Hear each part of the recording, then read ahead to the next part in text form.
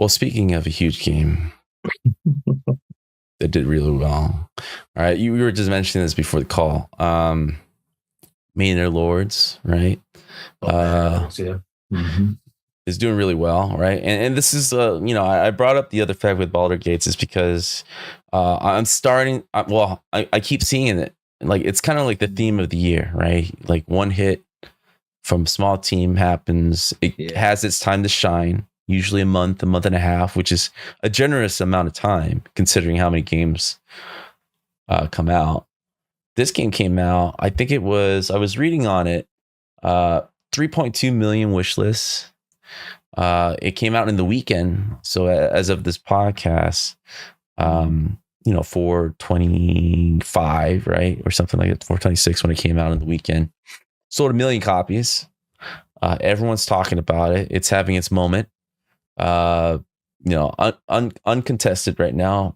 160,000 concurrent players, which is super impressive. And it's a solo dev, apparently. Right. And it's really, I think that the idea of a solo dev has, in terms of quality like this, right? We've always been kind of used to solo dev, 2D graphic, top down, side scroller, something like that. But I think it was like maybe a few years ago where the idea of a solo dev of like basically a AAA quality game was, I would go, was kind of new.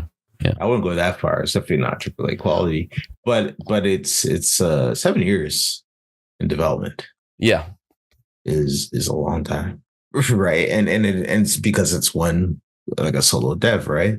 Yeah. And then I'm also surprised that like this type of game is my jam, right? Like I'm into colony sims and 4X games and all that kind of stuff.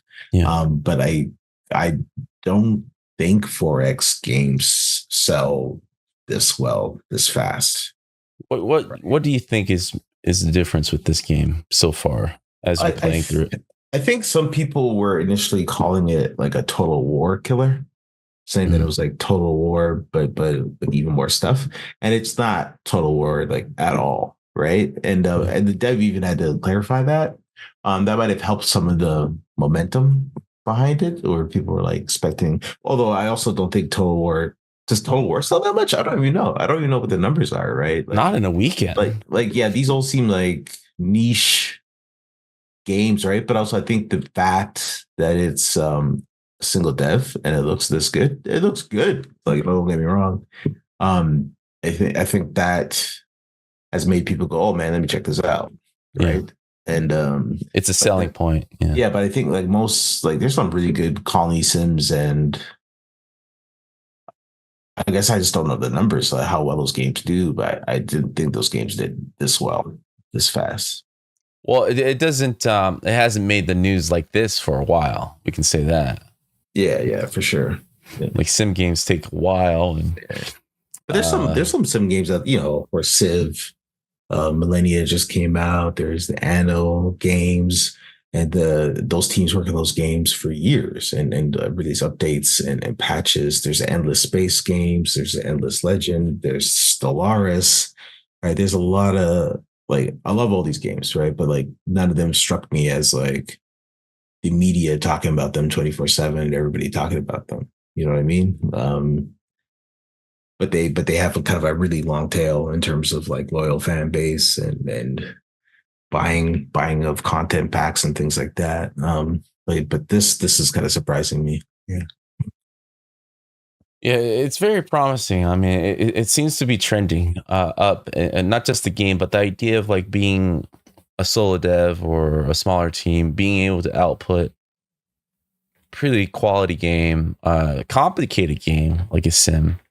I'm surprised, you're playing on PC Game Pass, which makes me kind of like realize, that marketing route, hasn't really been explored enough. I mean, we've heard so many games like Palworld's kind of benefited from the Game Pass. People were able to try it, and it still didn't hurt sales. Like, maybe because a lot of Xbox people don't buy games, they just have Game Pass, so maybe that's why. Who knows? And people who don't have a Game Pass usually don't have an Xbox or whatever, right? So they don't care. But I'm very surprised that that is a thing now where a game actually does and can do well if it's being offered free on one marketplace, and it's a completely different audience. There is no cross contamination in terms of hurting sales, which sounds pretty promising. Yeah, or maybe it would have sold more if it was on Game Pass. I don't know, man. Yeah, I don't know either, honestly. And like every time I think about Game Pass, like Starfield was on Game Pass, and some other games are on there. Like I don't understand why those games are there, because it seems like it would cannibalize sales. But somehow it doesn't. So yeah, I don't know.